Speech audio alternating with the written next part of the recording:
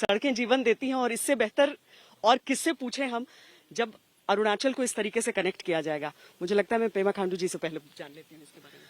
आज अरुणाचल के लिए बड़ा खुशी का बात है क्योंकि अब जिस सड़क में हम लोग अभी खड़े हैं ये सड़क का नाम है किमिन टू पुटिन।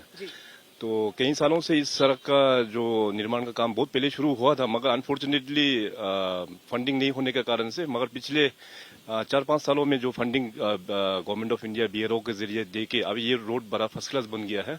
तो हमारा जनता के लिए ये काफी लाभदायक ये रोड रहेगा और आगे जाके जो बॉर्डर एरियाज के लिए भी हमारा जो जवान जो तैनात है उनके लिए भी ये रोड बहुत ही हेल्पफुल रहेगा। देखिए, एक तो सामरिक भी होता है, लेकिन किरण आपसे हम लोग कहानियां ही सुनते रहते थे हमेशा कि वहां आइए वहां देखिए।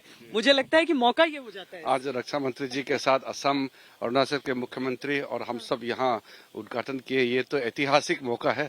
इसलिए हम तो आदरणीय राजनाथ सिंह जी को धन्यवाद देते हैं। आप खुद यहाँ आकर के इतना बड़ा 10 बहुत बड़ा रोड परियोजनाएं आज उद्घाटन हुआ है। राजनाथ जी, चुनौती तो बहुत बड़ी रहती है और इसमें जो समीकरणों की बात हमने की है कि क्या क्या दिक्कतें आ जाती हैं वो रही हैं, लेकिन अब जो सिलसिला शुरू हुआ है, हम समझें कि आप लोगों ने जो एक लुक ईस्ट की बात की थी, ये उसकी कड़ी में आगे बढ़ना चाहिए। देखिए, नॉर्थ ईस्ट में सड़कों का विकास सामरिक दृष्टि से तो महत्वपूर्ण है, इसमें कहीं दो मत नहीं है, लेकिन पूरे नॉर्थ ईस्ट का डेवलपमेंट होना चाहिए। यह हमारे प्रधानमंत्री जी की प्रारंभ से ही यह सोच रही है और हम सबकी यह सोच रही है। और इंफ्रास्ट्रक्चर डेवलपमेंट जो इतनी तेजी के साथ नॉर्थ ईस्ट में हो रहा है वो इसी बात को ध्यान में रख कर ही हो रहा है। एक तो सामरिक ताकत है हमारी, दूसरी चीज हो जाती है वो पर्यटन।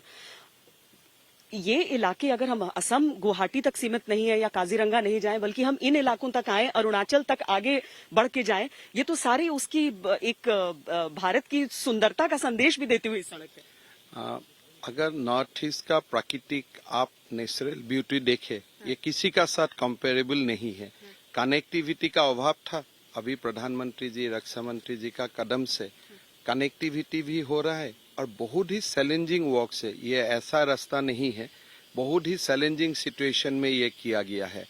बहुत पर्यावरण, सामरिक शक्ति और यातायात सबको बहुत बड़ा ताकत मिलेगा।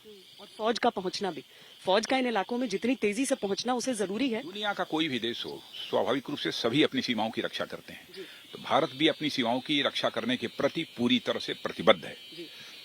और मैंने पहले भी कहा कि हमने एग्रेशन में कभी विश्वास नहीं किया है। हम दुनिया के किसी देश पर आज तक भारत ने न तो आक्रमण किया है, न तो किसी दुनिया के किसी देश की जमीन पर कभी कब्जा करने की कोशिश की है, लेकिन अपने मातृभूमि की सुरक्षा के प्रति, अपने देश की सीमाओं की सुरक्षा के प्रति हम पूरी तरह से प्रतिबद्ध हैं, कमिटेड हैं, डेडिकेटेड हैं। और यही संकेत जो है, यही जो संदेश